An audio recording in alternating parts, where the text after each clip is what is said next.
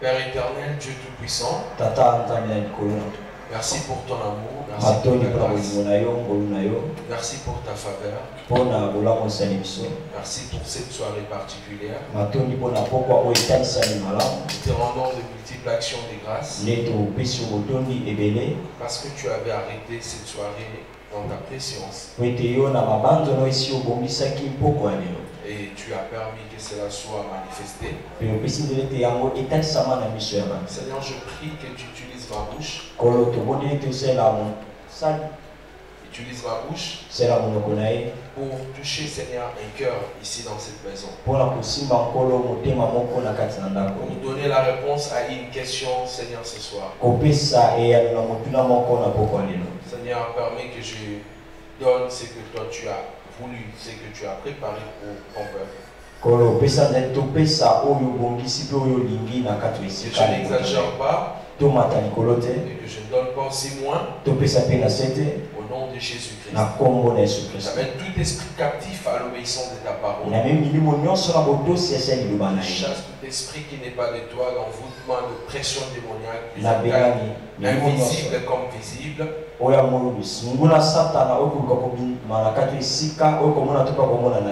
Et nous laissons l'espace et la liberté à l'Esprit de Dieu d'agir comme il veut au nom de Jésus-Christ.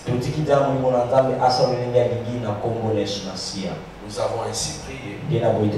Amen. Amen. Nous acclamons le Je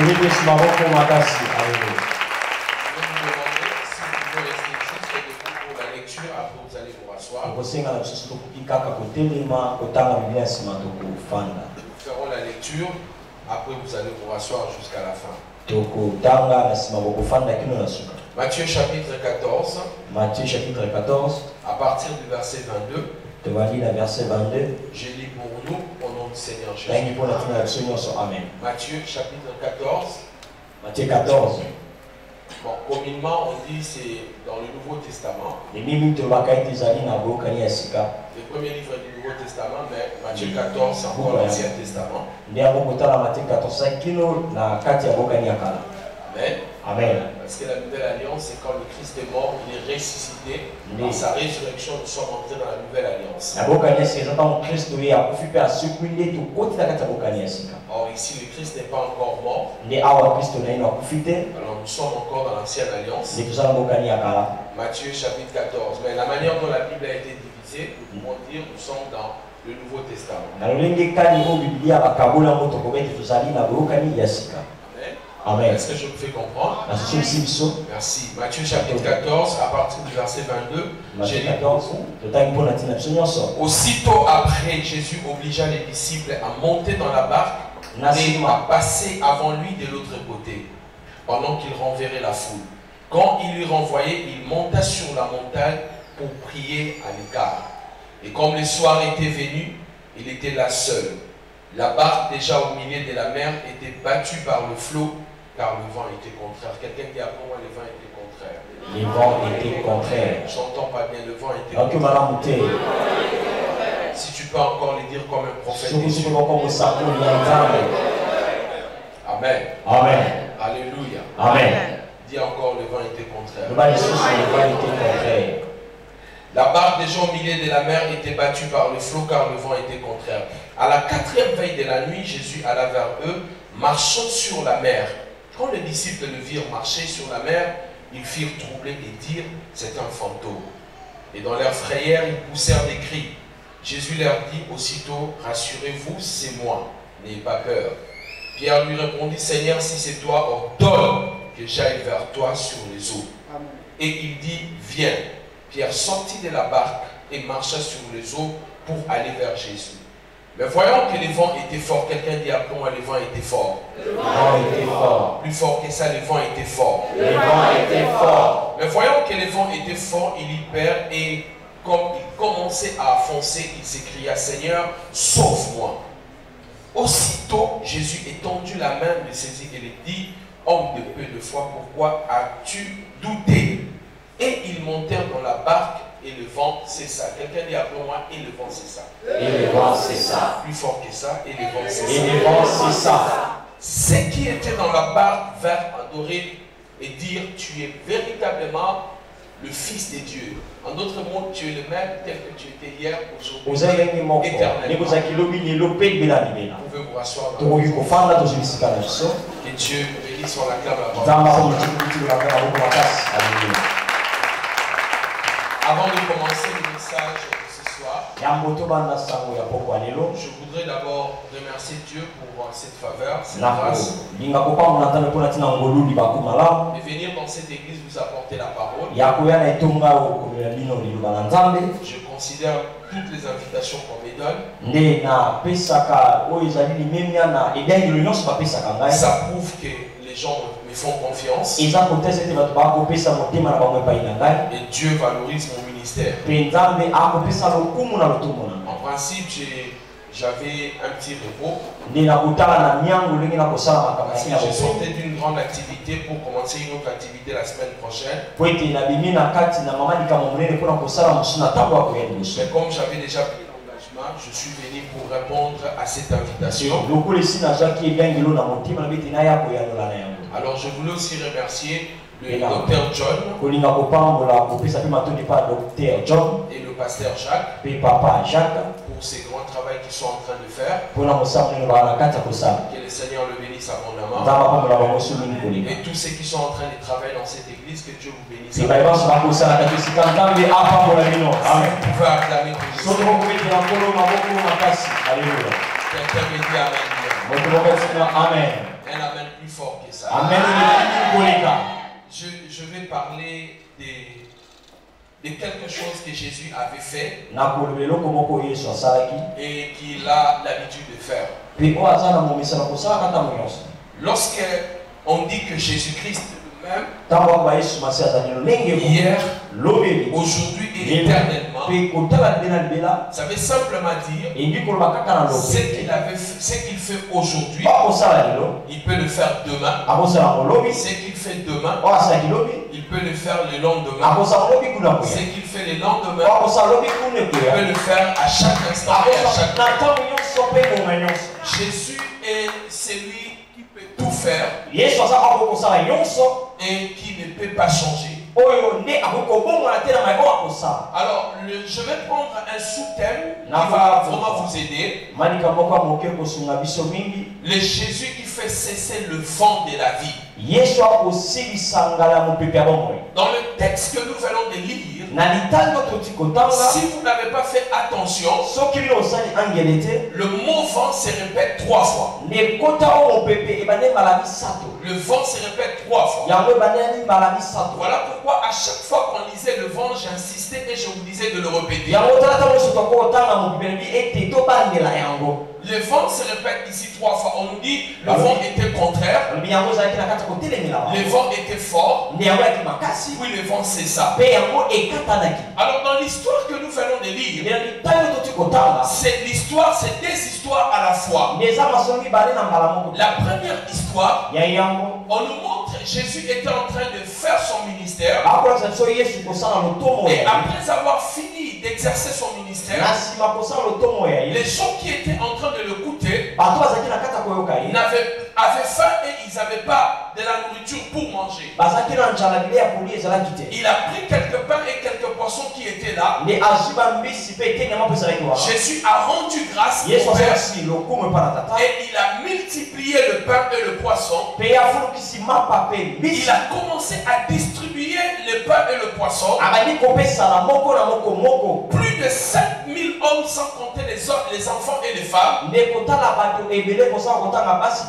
ont mangé à partir de quelques pains et de quelques poissons.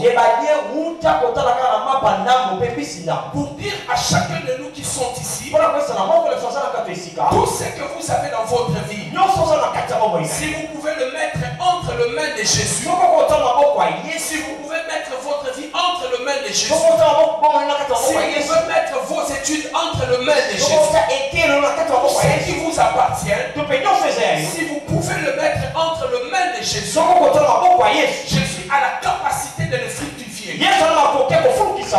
Quelqu'un est en train de m'écouter. Le pain que Jésus avait multiplié ne l'appartenait pas. Le poisson qu'il avait multiplié ne l'appartenait pas.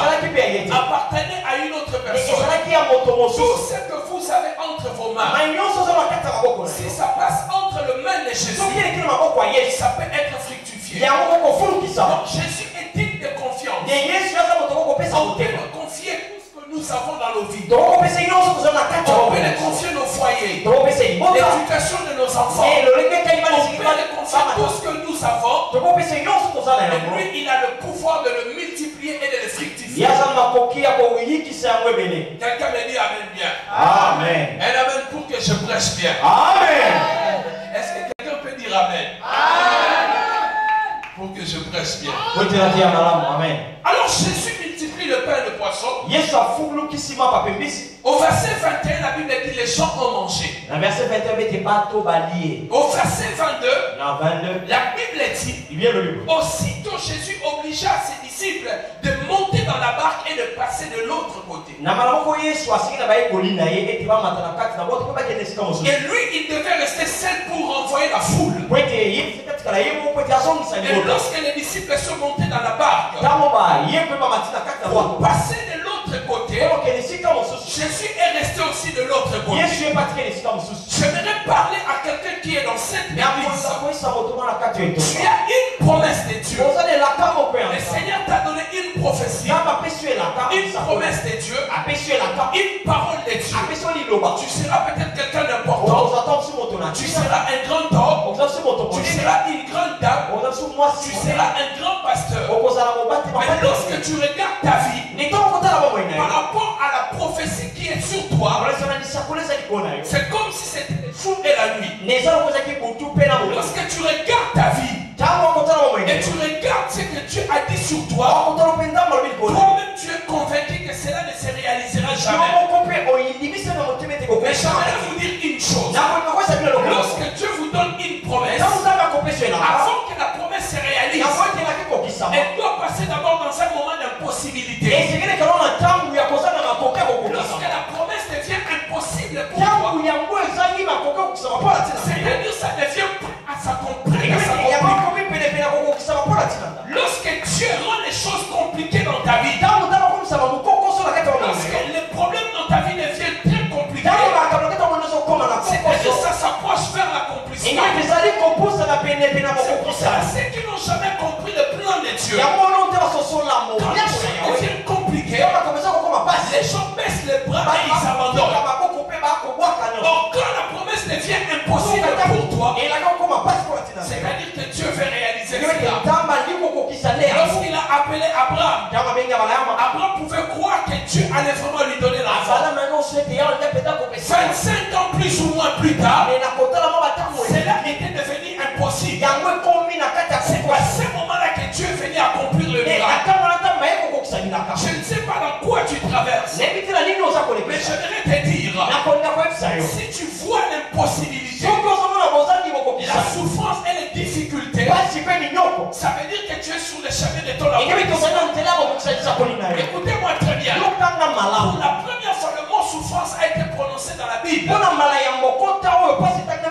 C'était lié à l'accouchement. Selon la loi de la première mention, lorsque le mot est prononcé, la chose qui suit, c'est la chose qui va se faire à chaque fois que ce mot sera prononcé.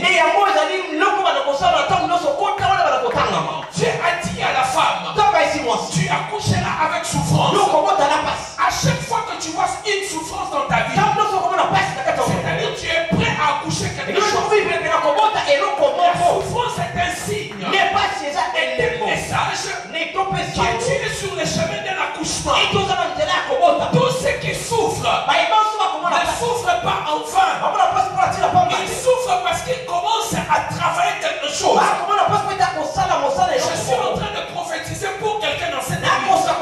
Toi qui es en train de souffrir, tu es en train de traverser des situations compliquées, des situations difficiles. Ne baisse pas les bras. N'abandonne pas parce que tu veux accoucher quelque chose. Si tu crois dire amen,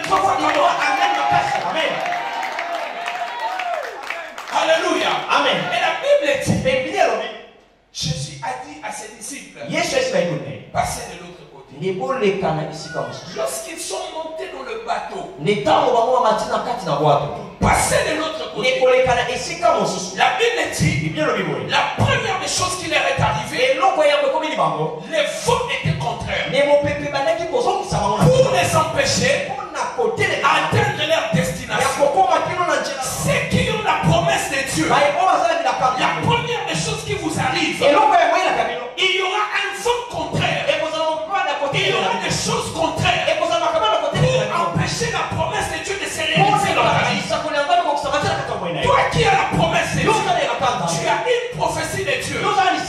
Dès que tu la reçois, la première des choses que le diable viendra faire dans ta vie, il va amener des choses contraires, des choses compliquées, peine et des souffrances, juste pour que tu abandonnes et que tu dises ce que Dieu m'a promis, ça ne va pas se réaliser. Lorsque les disciples sont montés dans la barque, ils ont commencé à faire leur voyage. La Bible dit le vent était contraire.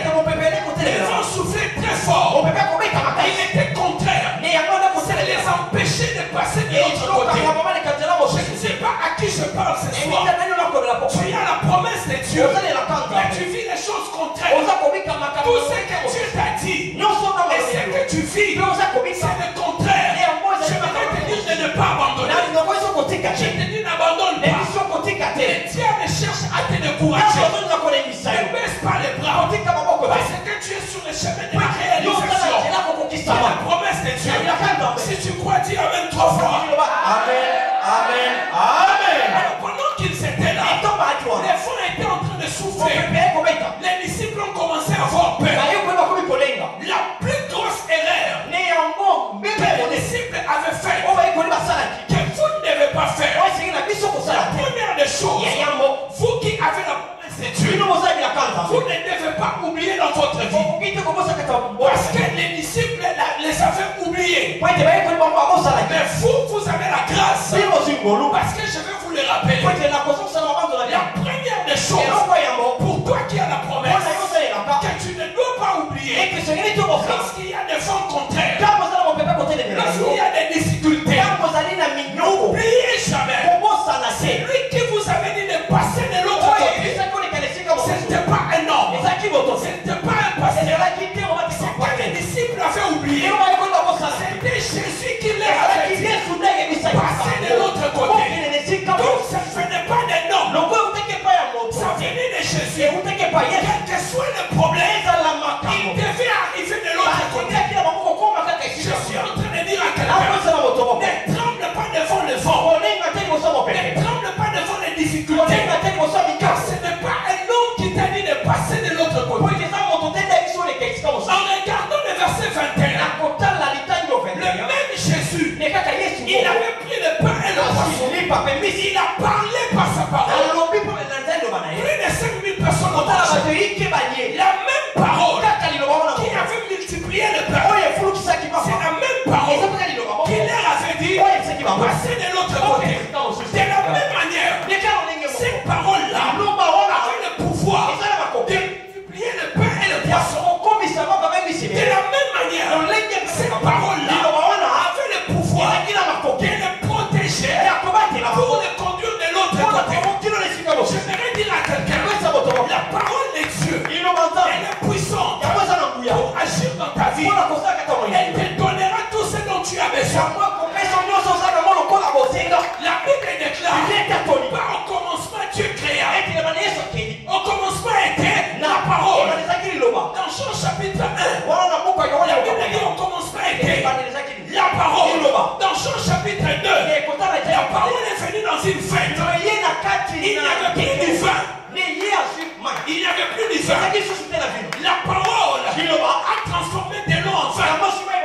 Au chapitre 3, la parole a croisé quelqu'un qui croyait connaître la parole. La parole l'a enseigné. Au chapitre 4, la parole a croisé une femme qui était en train de changer de mari. La parole a transformé cette femme de la prostituée à l'évangéliste. Au chapitre 5, la même parole est entrée dans la piscine de Bethesda. A donné la guérison. Au chapitre 6, la même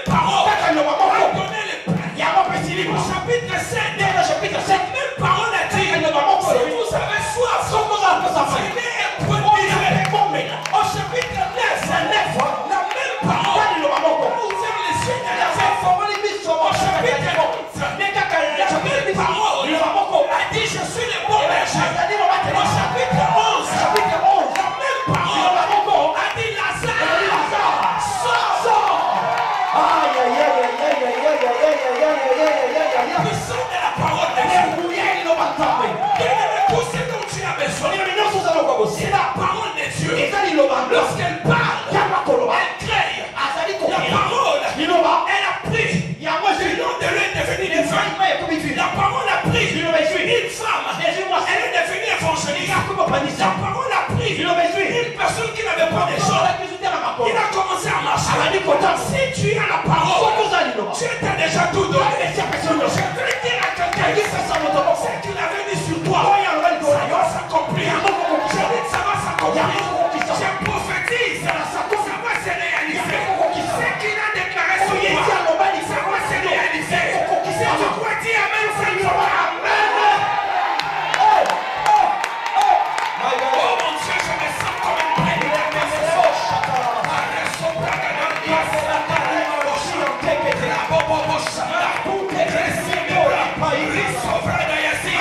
Je me sens comme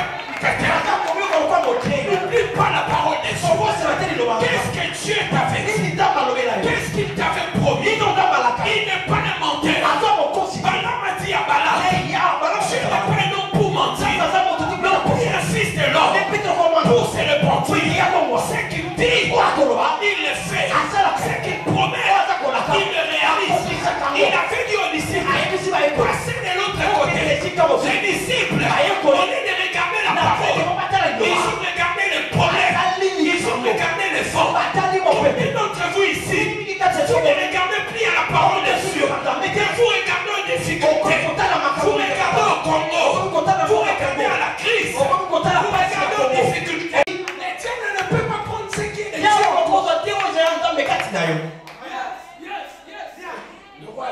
Le roi lui fait des sorties. Lorsqu'il sort, il voit 3 personnes. Mais quand ils étaient dans le fait, le roi voyait 4 personnes. Amen. Amen. Parce que dans le moment difficile, il est là. Lorsqu'on le fait sortir, 3 personnes.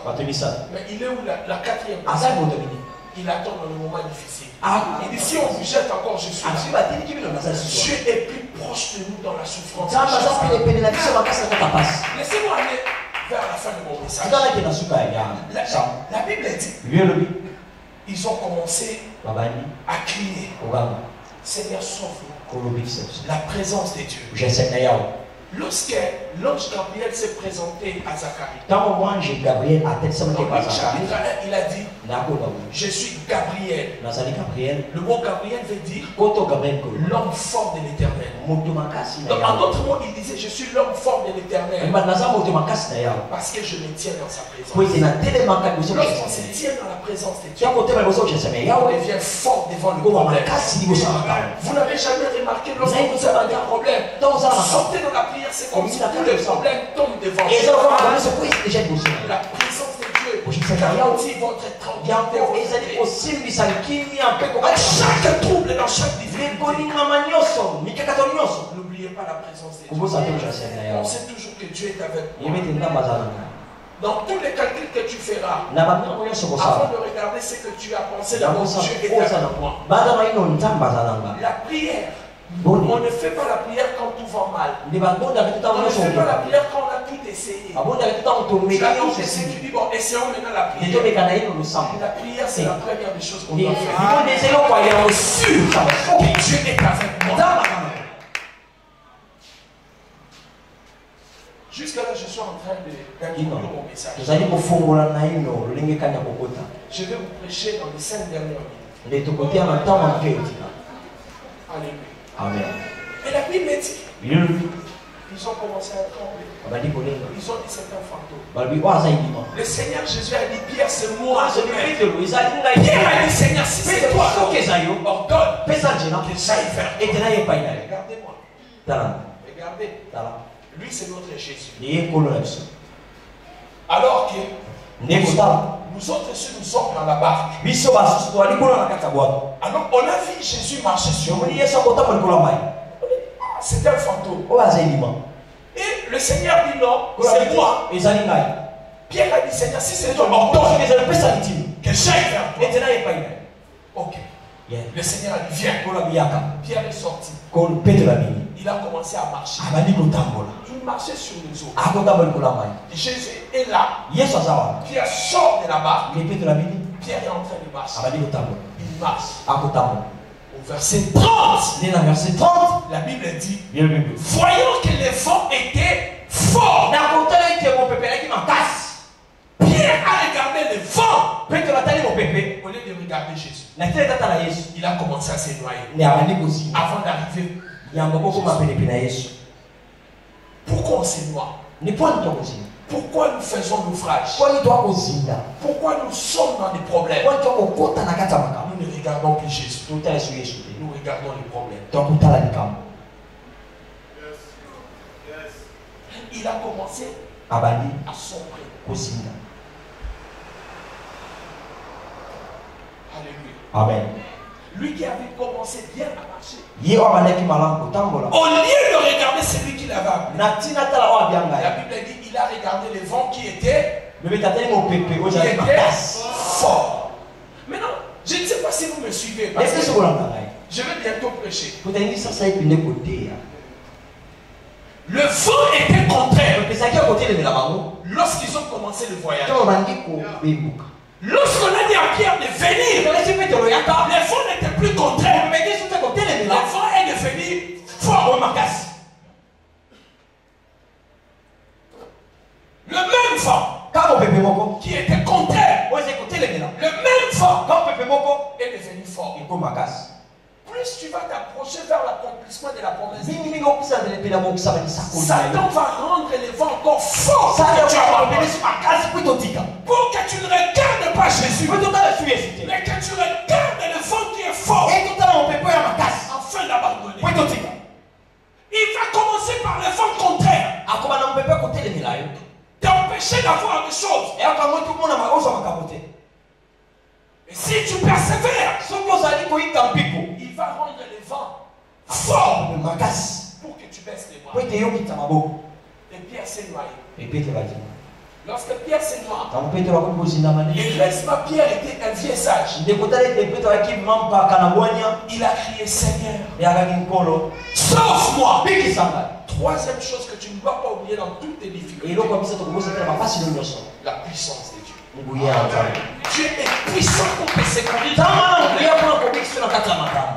Regardez maintenant. Suivez-moi bien parce que je vais prêcher. Pierre, Jésus est là. Moi, Pierre, je suis là. Je suis en train de me noyer. Et j'ai dit, Seigneur, sauve-moi. Verset 30-31, la Bible dit, Jésus étendit la main. Étend ta main, Jésus. Il a tiré Pierre. La question est simple de savoir. Pierre et Jésus s'étaient nés où? Pardon? Pierre et Jésus s'étaient nés sur les eaux. N'est-ce pas? Mais quand Pierre était là, il s'est noyé.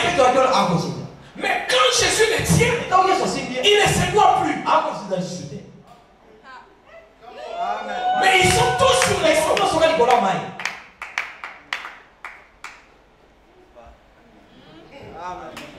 Lorsque Jésus te tient dans sa main, laisse-moi te dire une chose.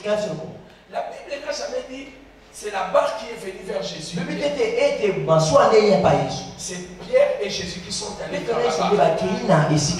Mais pour que Pierre et Jésus rentrent dans la barque, comment ils ont fait pour arriver là-bas? Ils ont marché sur le même sol où Pierre s'est noyé.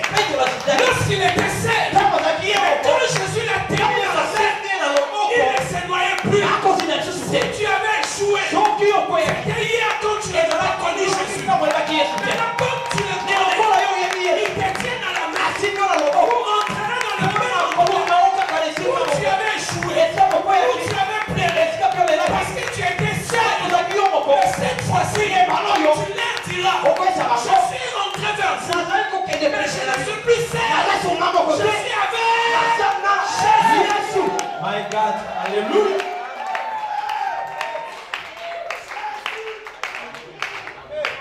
Et voici ma prédication. C'est ce que je voulais vous prêcher? C'est ça la prédication. J'ai fini mon introduction. La Bible dit quand Jésus et Pierre sont arrivés dans la barque, la Bible dit et les vents, quel vent a cessé? Les vents qui étaient contraires, les vents qui étaient devenus forts, c'est les mêmes vents qui ont les mêmes problèmes qui est contraire. Ça va devenir fort. Ça finira par. My God, alléluia. Alléluia. Écoutez, lorsque vous achetez une boîte de conserve,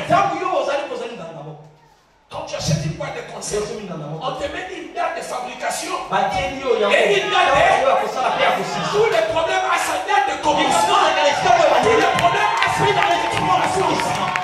Je déclare sur toi, je prophétise sur toi, le même problème qui te fait pleurer aujourd'hui, le Seigneur le fera cesser parce qu'il est le même hier, aujourd'hui et demain.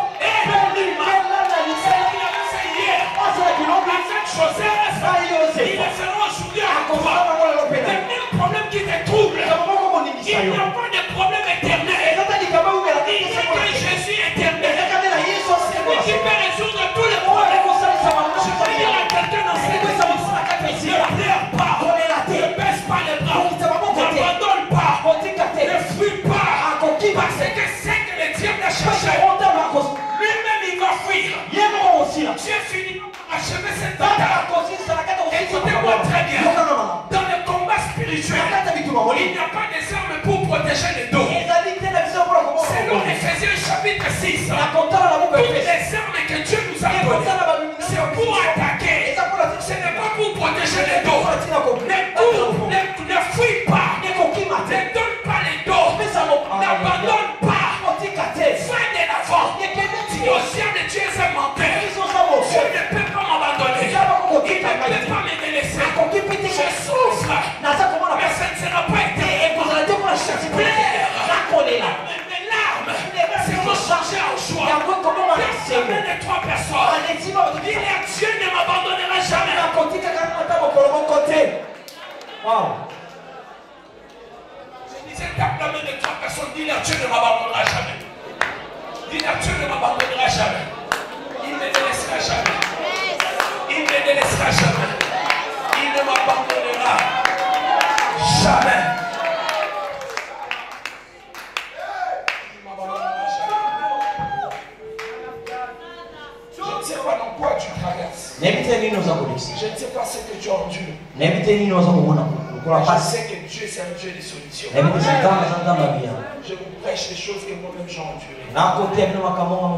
J'ai demandé à Dieu la mort plus de 2 fois. Parce que je pensais que tout ce que j'allais vivre dans ma vie, c'était des choses que je vivais à cette époque. Aujourd'hui, si le Seigneur me dit la mort, j'ai dit Seigneur, ajoute encore quelques années. Parce qu'il a rendu ma vie agréable. Je pensais que Dieu m'avait abandonné. Moi, je pensais que le ciel n'entendait pas ma voix. Je pensais que Dieu était très loin de moi. Le silence de Dieu ne peut pas dire que Dieu ne travaille pas. C'est pas parce que Dieu ne parle pas qu'il n'agit pas. Des fois Dieu agit de manière silencieuse. Mais la finalité, ce sera la solution. Dieu agit comme l'avion. Pour ceux qui prennent l'avion très souvent, lorsque tu es dans l'avion, vous êtes en train de faire 20 fois la vitesse lorsqu'une voiture roule sur la terre. Tu auras l'impression que vous êtes sur place dans l'avion. Mais au bout d'un moment, on va vous annoncer que vous êtes arrivé.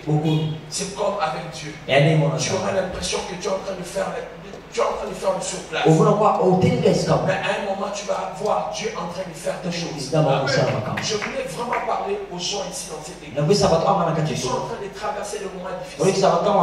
C'est le message que Dieu m'avait mis à cœur de vous. De vous dire qu'il est le même tel qu'il était hier aujourd'hui. Il va agir. Il accomplira ses promesses. Il ne parle pas parce qu'il a envie de Parle parce qu'il va le réaliser. Quelqu'un me dit Amen. Amen. Je ne comprends pas bien. Dis Amen. Dieu parle, il le fait. Il déclare, il le réalise. Quelqu'un me dit Amen bien. Amen. J'ai tellement envie de donner des témoignages sur ma personne. Je trouve cela moins important. Mais je vais seulement dire à quelqu'un que Dieu ne peut pas t'abandonner. Il ne peut pas te délaisser. À un moment, je crie que Dieu m'avait abandonné. On dormait même sur le banderole de l'église. On ne savait pas c'était quoi le matelas. Mais un jour, je dormais dans un village à Boudjir, Congo-Brazzaville. J'étais parti prêcher. J'ai vu dans une vision. J'étais à Bruxelles. Je me suis réveillé. Vous savez, j'avais envie de rentrer dans les sommets. J'ai fermé les yeux. Parce que les sommets étaient tellement bons que la réalité. J'ai fermé les yeux. Je voulais vraiment rester dans les sommets. Dans les sommets, j'étais dans des Mercedes. J'étais dans un tour. Mais quand j'ouvrais les yeux, je voyais, j'ai dormi sur les nattes. Et quelle mauvaise odeur autour de moi. On buvait de l'eau, comment on appelle ça, de citerne. On mangeait difficilement. Dans les songes, j'étais à Bruxelles. Quand je me réveillais, je me voyais dans la souffrance. Mais c'était la parole de Dieu. Il avait déjà parlé. Et je ne savais comment arriver à Bruxelles. Mais aujourd'hui, par la grâce de Dieu, je fais des fois 50 voyages par an. Il avait parlé. Quand il parle, il va le faire. S'il a dit quelque chose sur toi, je ne sais pas combien de temps ça va prendre. Mais il va le faire. C'est moi qui dis à Dieu maintenant, je n'ai pas envie de voyager. Comme là, je refusais de voyager jusqu'au mois de juillet. Mais quand j'ai prié pour le voyage, rien ne s'est passé. Le jour où il a parlé, il a tout fait. Si Dieu a parlé dans ta vie, ça peut être dur maintenant. Tu peux gémir maintenant. Tu peux pleurer maintenant. Mais je t'assure, il finira par accomplir ce qu'il a dit.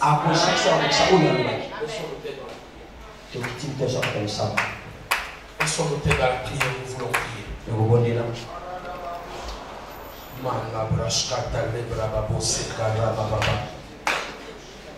Laissons nos têtes. Seigneur Dieu Tout-Puissant,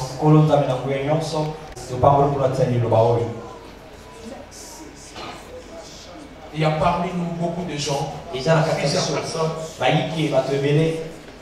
qui ont de promesses, mais qui sont en train de vivre des choses contraires comme les disciples.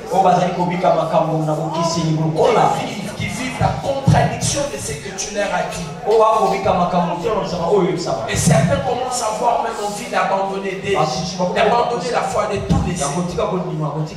Mais ce soir, tu viens de nous montrer que tu es fidèle. Quand tu dis quelque chose, tu le réalises. Quand tu promets, tu l'accomplis. Seigneur, je prie, Seigneur, comme ton serviteur. Tu l'as fait avec moi. Tu as eu pitié de moi. Tu as accompli tes promesses. Pour chaque vie dans cette maison, chaque famille, chaque membre de cette église qui a une promesse divine. Je prie, Seigneur, que tu puisses la réaliser. Je prie, Seigneur, qu'ils ne saluent pas leurs promesses, mais qu'ils le voient, qu'ils le saisissent et qu'ils louent le Seigneur à cause de ses promesses. Parce que Dieu, la Bible déclare, la renommée de l'Éternel s'est accrue par les accomplissements de ses promesses. Seigneur, réalise tes promesses. Accomplis tes promesses. Montre-nous encore. Tu es le même.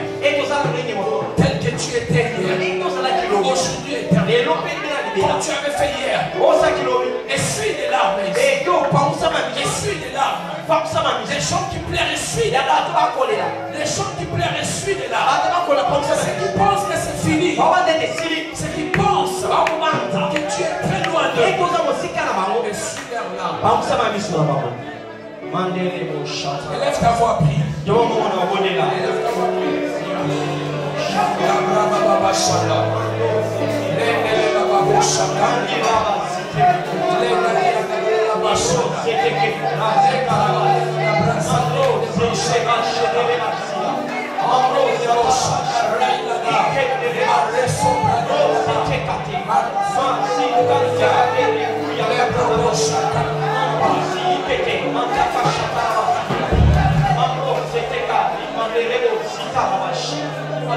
Merci Père.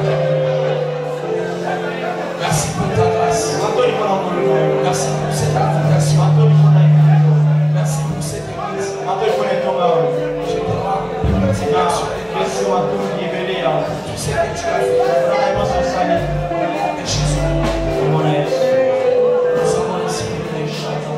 Amen. On acclame le Seigneur.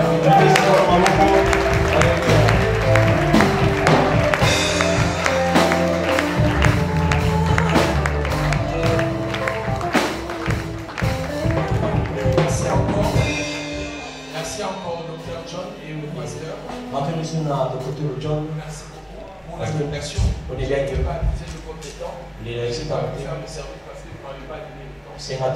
Merci. Acclame le Seigneur.